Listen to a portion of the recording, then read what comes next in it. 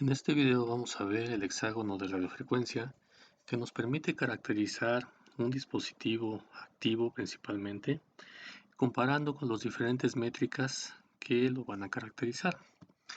Se le llama el hexágono de radiofrecuencia porque son 6 parámetros los que lo componen principalmente, aunque hay algunas ocasiones en que los diseñadores pueden incluir algunos otros. ¿Cuáles son estos parámetros? Estos parámetros son el ruido, la linealidad, la potencia, la ganancia, la frecuencia, la alimentación. En el caso de la potencia podemos separarla en dos características: la potencia otorgada o la potencia que suministra un dispositivo electrónico, como puede ser un amplificador de potencia, y la potencia que consume. En este caso, estos 6 parámetros están íntimamente ligados.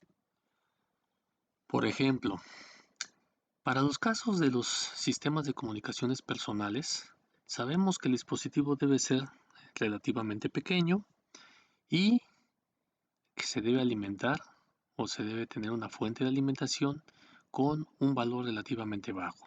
Si nosotros verificamos la alimentación de un teléfono celular, por ejemplo, puede tener baterías que van desde 2.6, 2.4 volts a 3.6 o 4.4 volts aproximadamente.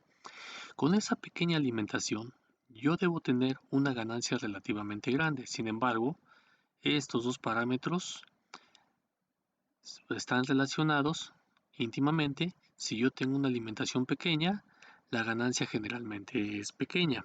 Si la alimentación es grande, la ganancia va a ser grande.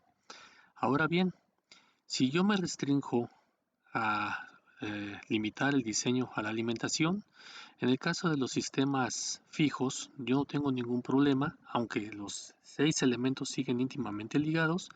Uno de los parámetros importantes que se deben considerar es esta fuente de alimentación. Como ya dijimos, la ganancia es directamente proporcional. Pero, ¿qué pasa con los otros elementos? Si la alimentación es pequeña, la linealidad del dispositivo se va a decrementar, es decir, podemos tener valores de armónicos y coeficientes de intermodulación relativamente grandes, que por supuesto se pueden evitar utilizando algunas técnicas de linealización, pero bueno, eso es asunto de otro tema. El ruido. ¿Qué pasa con el ruido? Si yo tengo una alimentación pequeña, el ruido también se decrementa. Hay que recordar que el ruido total, el ruido de piso de un sistema de comunicaciones, es una sumatoria de diferentes tipos de ruido, y uno de los ruidos más preponderantes que tenemos en estos tipos de sistemas es el ruido térmico. Entonces, si la alimentación es pequeña, es decir, si tenemos una fuente de voltaje pequeño que suministra una corriente también pequeña, el ruido también va a ser pequeño, porque va a haber menos flujo de electrones y por lo tanto vamos a tener menos temperatura y a su vez vamos a tener un menor movimiento de electrones aleatorio. Por otra parte, en el caso de la potencia, nuevamente si la alimentación es pequeña, la potencia suministrada por ese dispositivo, la potencia otorgada, también puede ser pequeña. Hay que recordar que la potencia no es otra cosa más que una descripción de cómo se traduce una fuente de alimentación de corriente directa en una señal de corriente alterna. Entonces, un amplificador de potencia podemos verlo de una manera muy superficial como un transductor que transforma corriente directa en corriente alterna. Y por otra parte, cuando tenemos un sistema de comunicaciones personales, estamos limitados a consumir la menor cantidad de potencia de la batería. ¿Esto por qué? Pues para darle una mayor autonomía a nuestro dispositivo. Por último, la frecuencia. Con las bajas alimentaciones podemos tener anchos de banda más grande, y cuando la alimentación y la ganancia son mayores, el ancho de banda se puede reducir, considerando que el ancho de banda podemos determinarlo como los 3 decibeles por debajo de la máxima ganancia. Ahora bien, hay diferentes formas de caracterizar estos diferentes parámetros. El ruido es uno de los elementos que ya se mencionó anteriormente, que podríamos caracterizar mediante la relación señal-ruido y su figura de ruido. La linealidad es otro de los parámetros importantes que tenemos que determinar en un sistema de telecomunicaciones. Para caracterizar las no linealidades de un dispositivo de telecomunicaciones tenemos diferentes métricas. Aquí vamos a ver dos de las más importantes. Una de ellas es la compresión de ganancia de un decibel. En general, la compresión de ganancia es una métrica que se emplea para determinar el valor de la potencia de entrada a la cual el dispositivo empieza a tener una relación no lineal a la salida, encontrándose que la ganancia empieza a reducirse en su módulo. Existen diversos valores para establecerla, pero para cuestiones de diseño de radiofrecuencia y microondas generalmente se emplea un decibel de compresión. Gráficamente, ¿cómo veríamos esto? Vamos a suponer que tenemos una gráfica de la ganancia del dispositivo con respecto a la potencia de entrada. Para un caso ideal, no importa cuánta potencia yo le suministre al dispositivo a la entrada, este siempre va a tener una ganancia lineal, siempre va a ser la misma. Sin embargo, en un caso más realista tenemos una curva de este estilo, donde la ganancia es lineal para ciertos niveles de potencia de entrada y de repente, a cierto punto, esta ganancia se empieza a decrementar, lo que le llamamos el fenómeno de compresión. Entonces, cuando esa compresión tenemos que se reduce un decibel, por ejemplo, vamos a suponer que en el caso ideal tenemos un valor de 10 dB de ganancia. Cuando yo obtenga una compresión y este baje la ganancia a 9 decibeles, en ese punto de entrada, en esta coordenada, yo voy a tener lo que se llama el punto de compresión de ganancia de un decibel. Lo podemos especificar como P subíndice 1 dB. Suponiendo, por ejemplo, que ese valor que yo encontré a la potencia de entrada sea de 0 dBm, es decir, de 1 miliwatt, quiere decir que yo debo trabajar por debajo de ese miliwatt de potencia del dispositivo. Una vez que yo llego al valor del punto de compresión de ganancia, para este caso en particular 0 dBm, y lo supero, ahí es donde voy a empezar a observar que los fenómenos no lineales se empiezan a incrementar. En pocas palabras, ¿qué quiere decir eso? Que si yo suministro una potencia cercana a 0 dBm o mayor que esta, las magnitudes de las armónicas y de los productos de intermodulación de n orden se van a incrementar considerablemente. Entonces, ¿para qué nos sirve esta métrica? Simplemente para decir, tienes que trabajar por debajo de este nivel de potencia de entrada. Si te acercas a él, tus componentes espectrales se van a subir considerablemente. La otra métrica que utilizamos para caracterizar las no linealidades es una de las más importantes que se emplean y es el punto de intersección de entrada de tercer orden, o llamado también IIP3 por sus siglas en inglés. ¿Qué es este punto de intersección de entrada de tercer orden? Bueno, es una métrica que permite caracterizar el comportamiento del producto de intermodulación de tercer orden con respecto a una respuesta totalmente lineal. ¿Por qué el producto de intermodulación de tercer orden? Hay que recordar que cuando observamos los fenómenos no lineales de intermodulación, pudimos ver que los fenómenos o productos de intermodulación de tercer orden, principalmente el 2F1 menos F2 y el 2F2 menos F1, son extremadamente dañinos en los sistemas de radiocomunicación, principalmente porque afectan a equipos aledaños, pero también se pueden afectar a ellos mismos. Entonces, si yo caracterizo a este individuo, que es del más dañino, con eso puedo caracterizar qué tan lineal o qué tan no lineal puede ser mi dispositivo y en qué regiones debo yo trabajar para evitar que estos dos individuos dañen las comunicaciones que tengo. Para recordar, vamos a suponer que tenemos un amplificador con una ganancia alfa, donde alfa es mi coeficiente lineal o coeficiente de primer orden. Le voy a suministrar dos tonos. En este caso estoy suponiendo que los tonos tienen la misma amplitud A coseno de omega 1t y A coseno de omega 2t. Lo introduzco al amplificador y a la salida yo esperaría estas dos señales, simplemente amplificadas, alfa por A y alfa por A en omega 1 y omega 2. Sin embargo, como mencionamos en videos anteriores, se generan nuevas componentes. Y estas nuevas componentes, en este caso esta, sería 2 omega 2 menos omega 1, y esta sería 2 omega 1 menos omega 2. Y recordemos que estos individuos generalmente caen dentro de la banda en el que el sistema de radiocomunicaciones opera y generalmente cae en un canal deseado. Por lo tanto, ¿cuál es la solución? Estos individuos nunca los vamos a eliminar. Lo que tenemos que hacer es minimizarlos. Entonces, lo que tenemos que hacer para ver qué tan eh, crítico es el sistema no lineal es ver cuál es la característica de crecimiento de este individuo. Entonces, vamos a recordar, para el caso de los productos de intermodulación de segundo orden, yo tengo que estos se generan con una constante de proporcionalidad alfa 2 a 1 por A2. Si A1 y A2 son iguales, como en el caso que mostramos en la gráfica anterior, entonces yo tendría alfa 2 por A al cuadrado y alfa 2 por A al cuadrado para este producto y para este producto. Para los de tercer orden, que son los que nos van a interesar en este momento, yo tengo una relación de 3 cuartos de alfa 3 por A1 al cuadrado, A2 al cuadrado. Si estos dos iguales, simplemente es A al cubo. Acá también tendría 3 cuartos de alfa 3, A al cubo, 3 cuartos de alfa 3, A al cubo y 3 cuartos de alfa 3, A al cubo.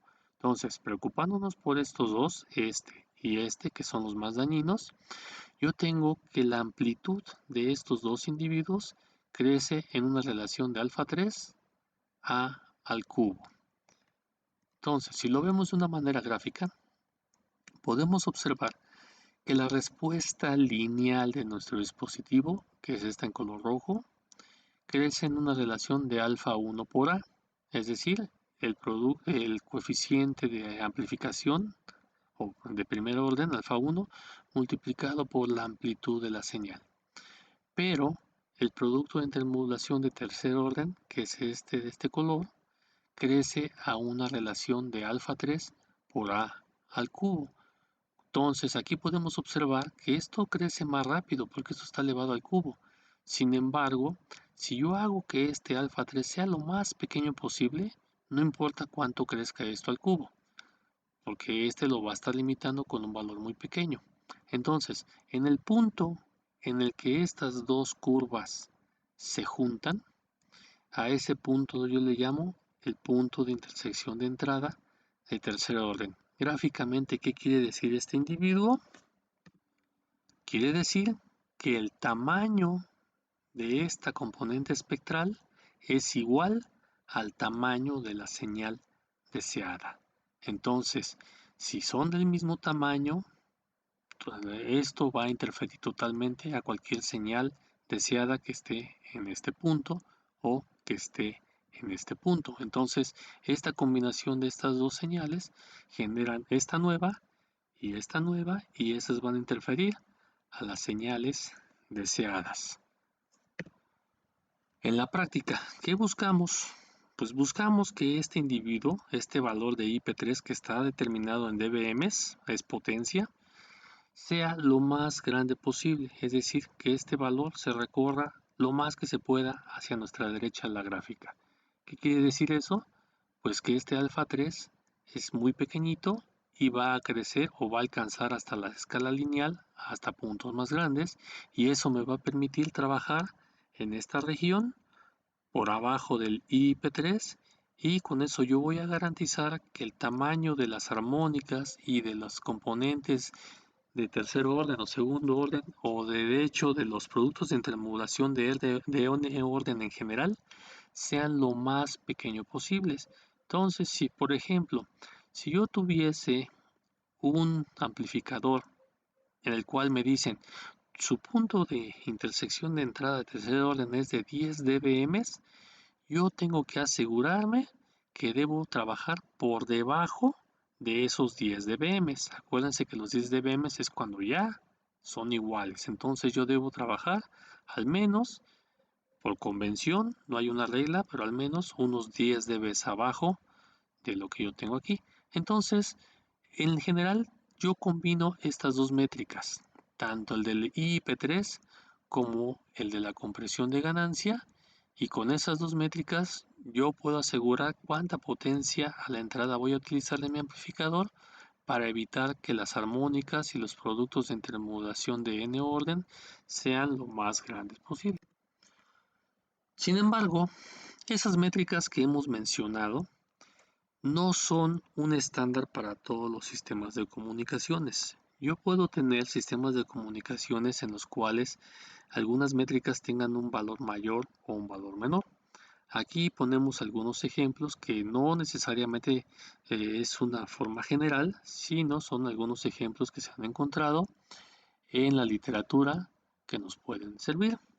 Por ejemplo, aquí tenemos lo que necesita un amplificador para un receptor heterodino, el cual vamos a mencionar más adelante el funcionamiento, para un receptor con CDMA, es decir, con acceso múltiple por división de código, y para un sistema GSM.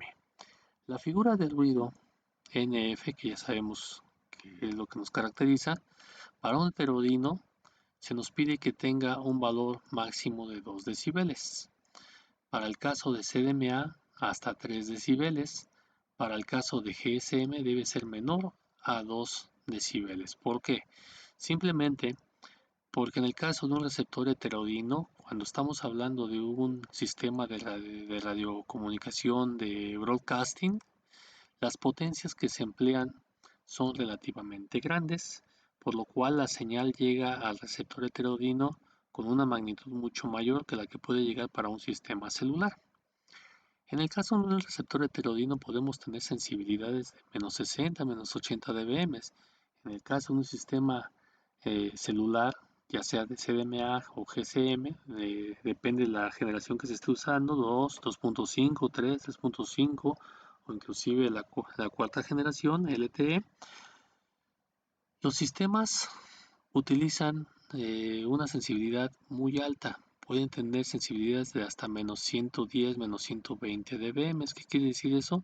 Que pueden tener o pueden detectar señales de hasta un nanowatt, un picowatt, inclusive hasta un femtowatt.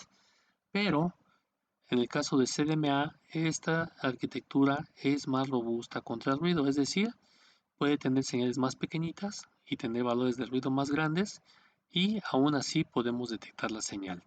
En el caso de GSM es más susceptible al ruido, por lo cual necesita que su sistema genere menor ruido posible en comparación con los otros. El punto de intersección de entrada de tercer orden para un heterodino es de menos 10 decibeles, para uno de CDMA de 5, para un GSM debe ser mayor que 5. Inclusive se han reportado en la literatura que hay amplificadores que pueden tener hasta 20 dBm en el punto de intersección de entrada de tercer orden para sistemas GSM, que bueno, es un estándar que aparentemente ya va de salida. La ganancia para un heterodino de 15 dB, para un sistema CDMA, mientras sea mayor de 10 dB y GSM mayor de 10 dB, es un buen amplificador. Pérdidas por rechazo, menos 15 dB para el heterodino. Para un CDMA, mientras cumpla la métrica de menos 10 dB, tanto para CDMA como GSM, podemos decir que tenemos un sistema perfectamente acoplado. Aislamiento inverso en el heterodino de 20 dB, en el caso de CDMA mayor de 20 dB y en GSM mayor de 20 dB. Esta característica quiere decir que si yo pongo una señal a la salida del amplificador, esta mínimamente se va a atenuar 20 decibeles si yo la llego a medir a la entrada. Esta es una característica muy importante en los sistemas de comunicaciones, porque se pueden tener fugas del oscilador local hacia la antena. Entonces le requerimos que esas señales de fuga se reduzcan lo más posible. Bueno, este es un fenómeno que vamos a explicar más adelante en otros videos. La impedancia, en el caso del heterodino, pues es 50 ohms. En el caso del CDMA y de GSM va a depender de la figura de ruido y no necesariamente tiene que ser de 50 ohms, inclusive puede ser una impedancia imaginaria. ¿Y esto por qué? porque los amplificadores para este tipo de sistemas de comunicaciones se diseñan para que tengan la mínima figura de ruido, y ese generalmente se obtiene con un factor que se llama coeficiente de reflexión de entrada mínimo o coeficiente de reflexión de entrada óptimo, en el cual el amplificador va a obtener la mínima figura de ruido posible. Y repetimos, generalmente esa impedancia es compleja. Factor de estabilidad para todos debe ser mayor que 1. Estos dos valores se verán con detalle cuando se vea el análisis y diseño de amplificadores de bajo nivel de ruido.